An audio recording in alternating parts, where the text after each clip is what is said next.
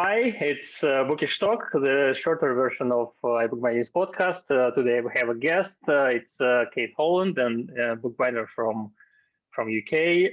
There are these perceptions of what bookbinding is. I mean, perceptions propagated by media or by I don't know who.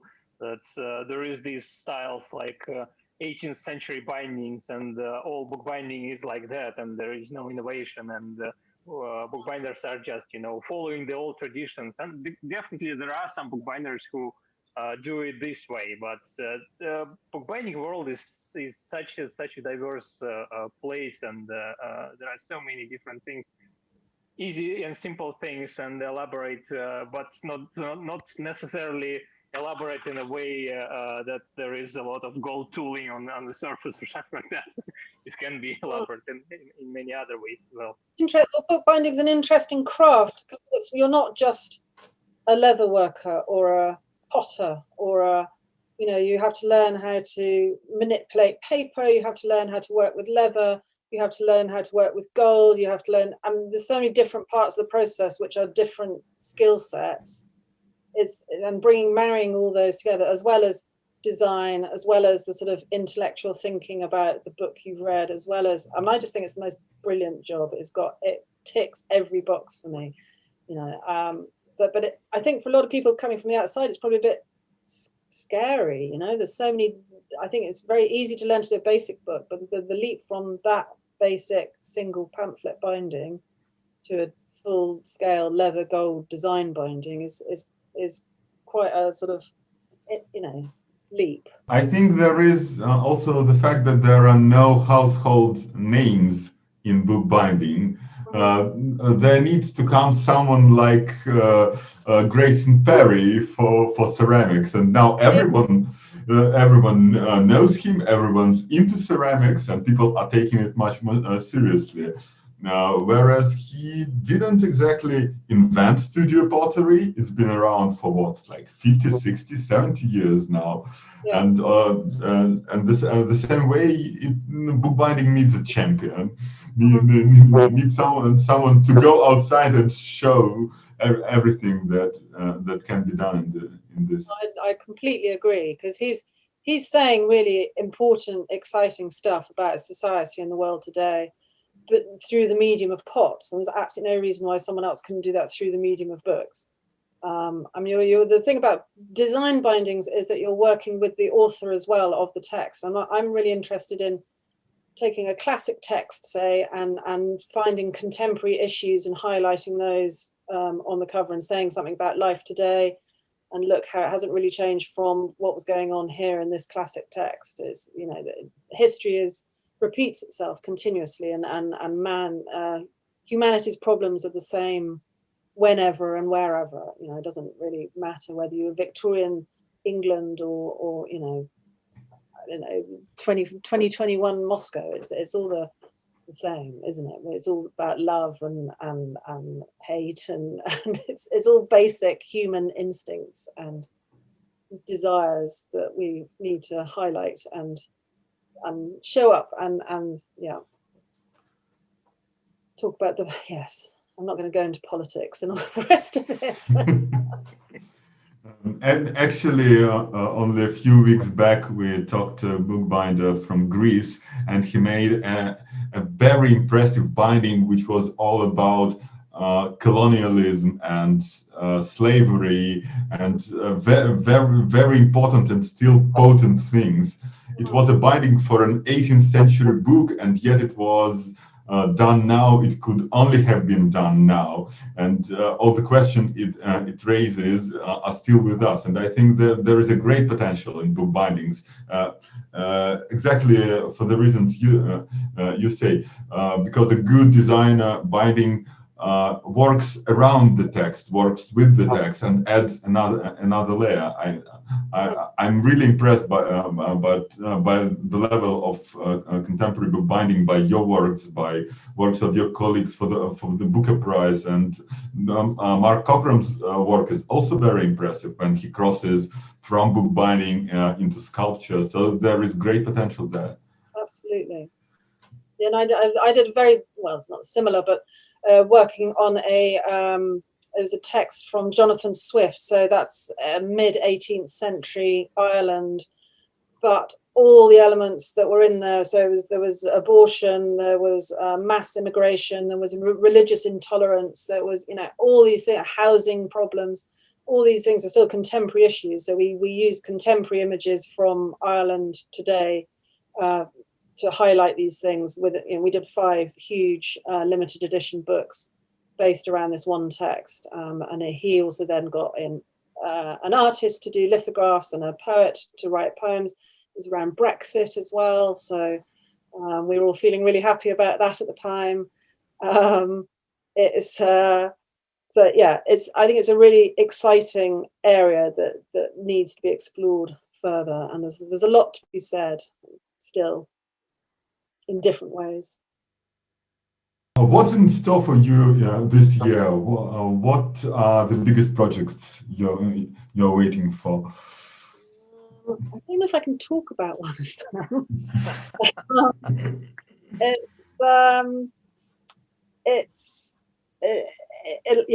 I'm doing one very exciting project, and diamonds are involved, and I don't think I can really say much more about that. But it should be quite. Will you be able to say some more something more in the future, or it will remain secret? No, it will be very much out there, publicized. It will be big news when it's finished. So, but I guess we will return to you in some time. Yeah. No, that's no. You're welcome.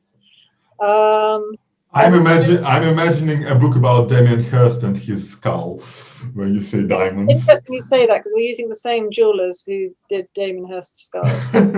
But anyway, I've probably said too much, so it'll be interesting. But yeah, I'm doing a big book for a family. It's a history that they'd had. So it's taken,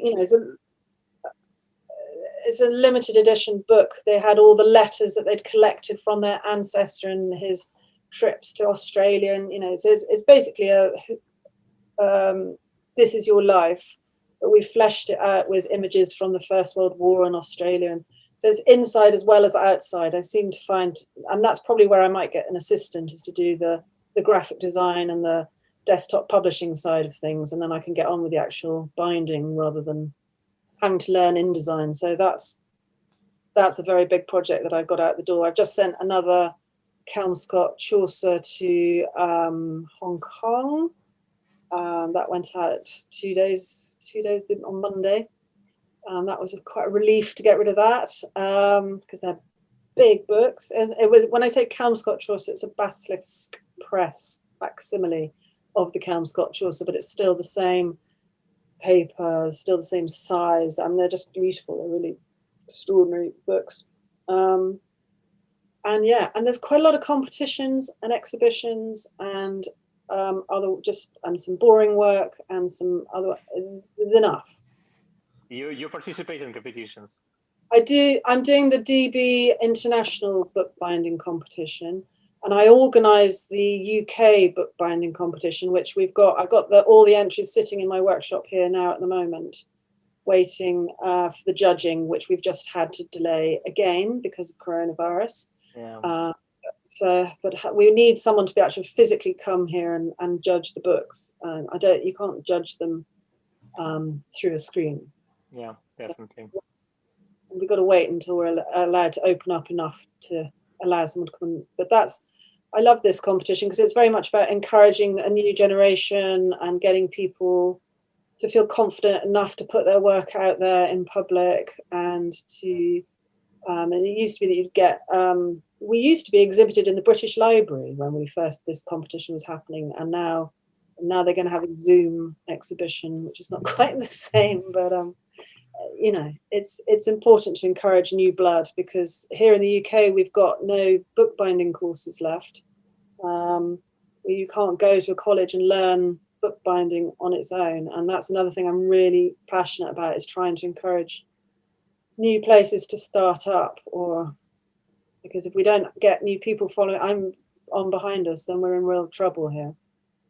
What about apprenticeship schemes? We've been very curious to talk to someone who worked with those schemes. I know Royal Bindery had an apprenticeship Yeah, so that scheme. had to close down because of the coronavirus, unfortunately. Yeah, yeah. And was it a one-off, or is it a nationwide That program? was a one-off with the Royal Bindery. It was sponsored by various of the guilds and companies, and it was an amazing scheme, and it was really exciting that it was happening. And it's very disappointing that it's had to close. There is I hear talk of another college possibly opening up, but it would still be quite a basic bookbinding course. And there is a government-run apprenticeship scheme where if you want to be an apprentice and you need to go and find someone who's willing to take you on, and they then sign up through the government, and the government helps fund that place, so you still pay the apprentice a weekly wage, but it's a lot lower, and the government then tops it up. So the apprentice is learning a skill at the same time. But it's not like the old-fashioned apprenticeship schemes where you be with a master for 20 years or something, and then only then, after you've been whipped 100 times and locked in the cupboard, then only then could you. But you would. I don't know of any official apprentices in bookbinding at the moment in the UK. It is a bit strange that in the United Kingdom there is no school of bookbinding or something like that, because we just talked to Peter Garrity in December about the history of bookbinding studying in the United States, and at the moment there are several options where to study in the States, and I get that the United States is a bit larger country than United Kingdom, but still United Kingdom has this insane tradition of bookbinding that is so great and impressive, and you only can study with some individual bookbinders, which is also, well, it's better than nothing, but you can go to college. I mean, you can go and do evening classes or like a day a week, or you can do city and guilds where maybe you'll do a 5-day stint. But there's no go to college and study just bookbinding intensely for 3 years or 4 years or whatever. Yeah, well, at least 2 years, it would be something already. No, it is frustrating, and it's now a lot of the elements of the process of bookbinding. We've got something called the Heritage Crafts Association, and they've got something called the Red List, which is all the endangered crafts. And two of them, I think, four-edge painting and I can't remember. Anyway, two of them are on the nearly extinct list, and three of the processes, I think, edge gilding and gold tooling, they're on the endangered list. So when they look at bookbinding, they're including all of the sort of the mechanized bookbinders as well. They're not looking at the individual artisan craft bookbinders. So they need to, I think, count in a slightly different way, because I think they'd find actually we're more endangered than they think we are. And what about professional organizations? Who is working on this? Surely it's in the interest of. So there's two organizations, and I'm a member of both. There's Designer Bookbinders and there's Society of Bookbinders.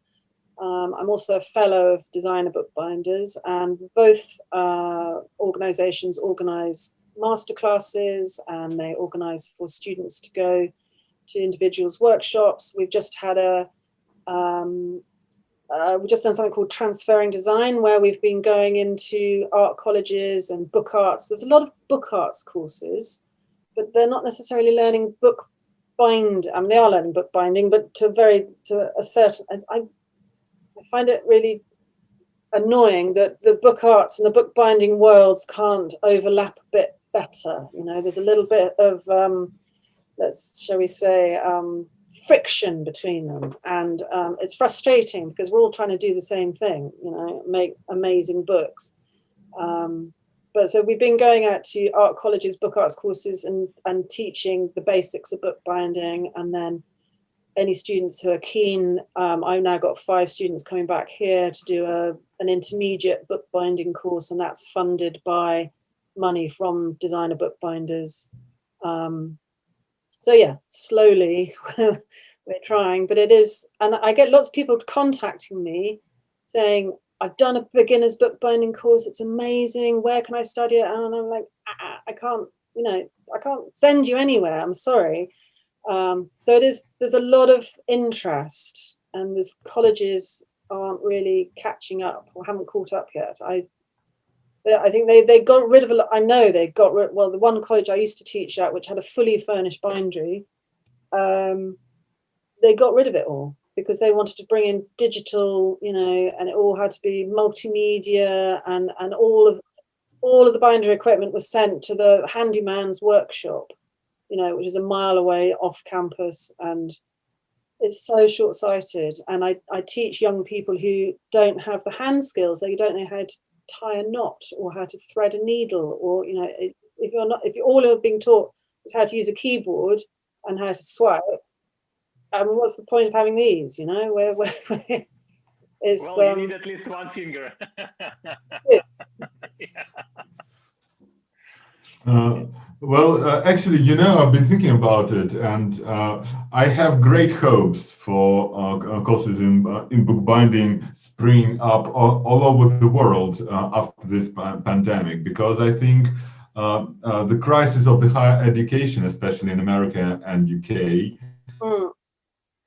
as well as experience of digital online learning, leading to a very critical attitude towards most of higher education. And so more and more people want to learn to do something real, not to get, I don't know, BA in social studies.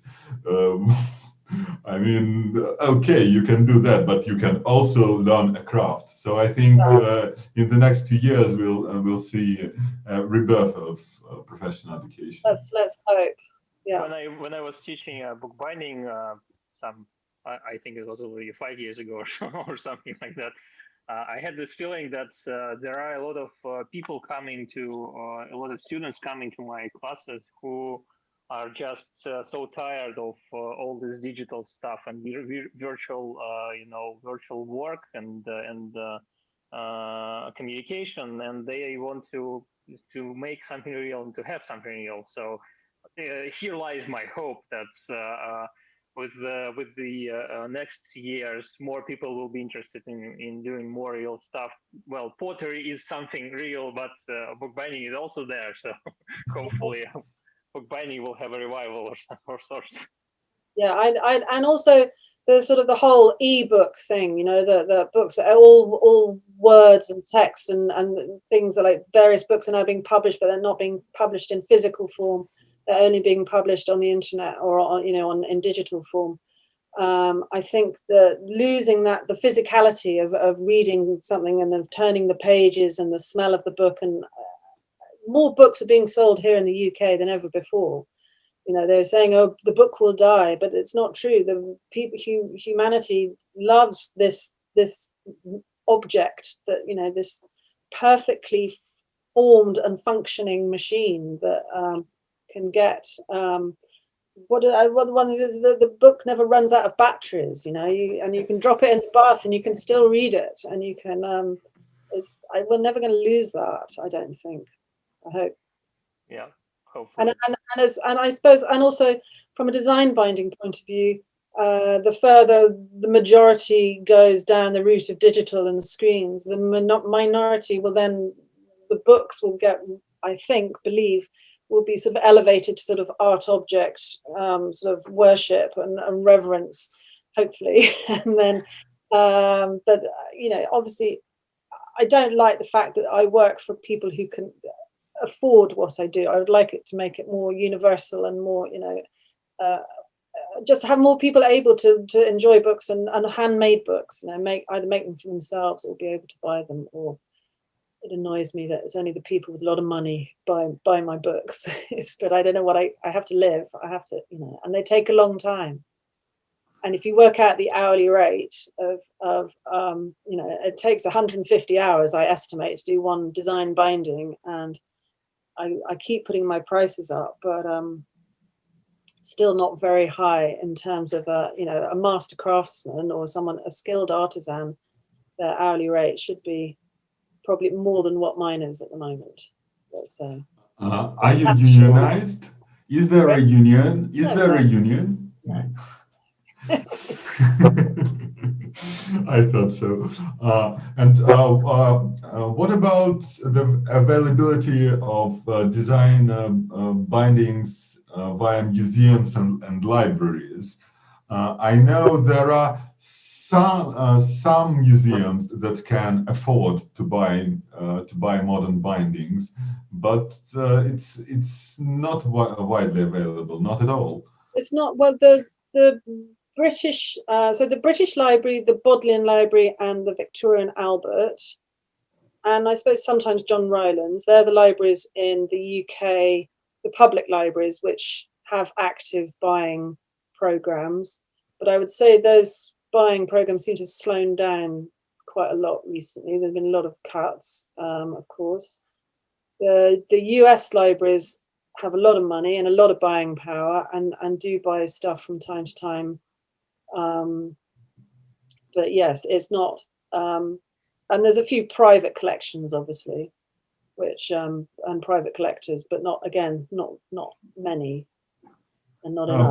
But then again, V&A used to buy a lot of books, but it's not as straightforward as going and just seeing many of them at once.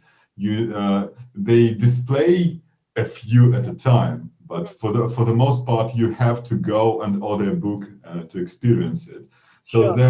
there is no dedicated museum space for contemporary bookbinding. Not in the UK. I can't think of anywhere.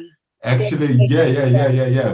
Which is another reason I think that bookbinding is not taken as seriously as it deserves, because people don't experience modern books. They can rarely see them, and usually in the context of an exhibition, when you see a few books at a time.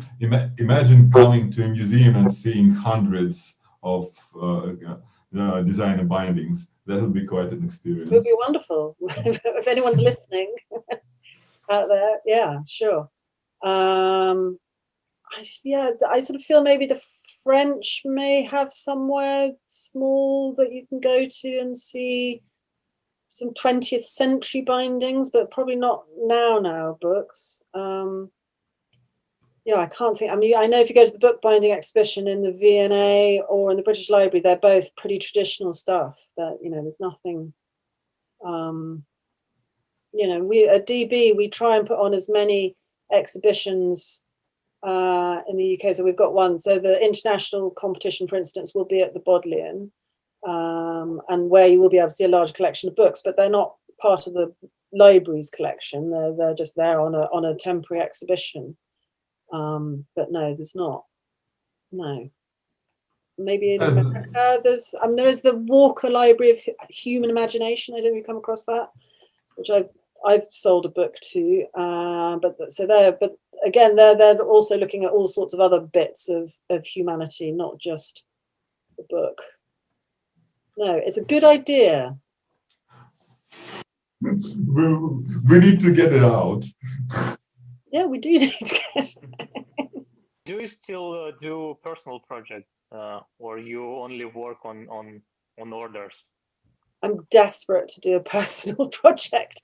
I think for the last year, I've done, except for one but tiny miniature book, I've done work for other people, or work that I've designed in collaboration with, or having to discuss with the client, or go, so it's always, you're never given that complete free rein to do exactly what you want. But I've got 2 or 3 books in mind this year. So I've got a large enough job paid for, which will, then cover me to do my own bindings. So yeah, okay. quite excited to be able to have And complete when free you reign. say personal project, it's still for, say, an exhibition, or is it a gift to a family member? No. They're sick of books. They don't want any more books. Thank you very much. No, they're for exhibitions and speculative. So hopefully someone will then buy them afterwards. That's the plan.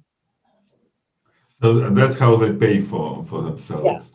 But so it's having a balance of commissions where you know you've got the money coming in at the end of the, or ideally, you know, you space out the payments so you're not.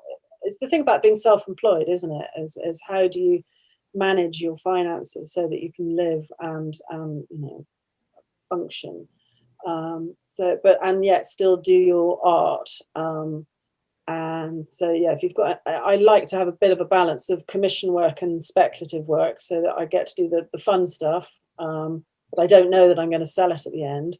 Whereas the commission stuff, I know it's guaranteed money in the bank, and you know, you can relax a bit after you've got that. But as I say, yeah, the hourly rate's not great, but so what? Hardly anything you make stays with you. I have. It's really quite embarrassing. People come to the bindery and they're like, "So show me some of your work." I'm like, I haven't. There's not literally. I think I've got one book in the bindery that's not something in process, or except for my student work, or you know, some early attempts, which I wouldn't show anyone. Well, I think it may be also interesting to talk about, not now, maybe at some moment in the future, about early works, because I guess looking at early works can bring first a lot of memories, and next, and then some insights on how not to do things. That's very important. No, it's interesting. Sometimes you're pleasantly surprised, and other times you're horrified. How could you even have shown this to anyone, let alone, you know? But yeah, it's they're all out there. My guilty secret. I guess we need to finish because finish this recording, because we have another call in something like 30 minutes. We'll be talking to a bookbinder from Mexico. Well, I'm sorry. I don't get to talk about bookbinding very often. I don't know if you're the same as me, but my family don't want to hear about it. So the minute someone else wants to talk, difficult to stop. Do come again. It was a real pleasure talking to you. Well, thank you very much for having me. Yeah. So thanks a lot, Kate, for talking to us and giving some insights on how this booker binding was made and all the other things we discussed. I would also like to thank our viewers and listeners, and special thanks go to our patrons on Patreon, who with their money help us to cover expenses on editing these videos. So their input is really crucial to us. If you want to become a member of this crowd, please check the link below. Like, subscribe, and see you next time. Thanks a lot. Bye. Bye. Bye. Bye.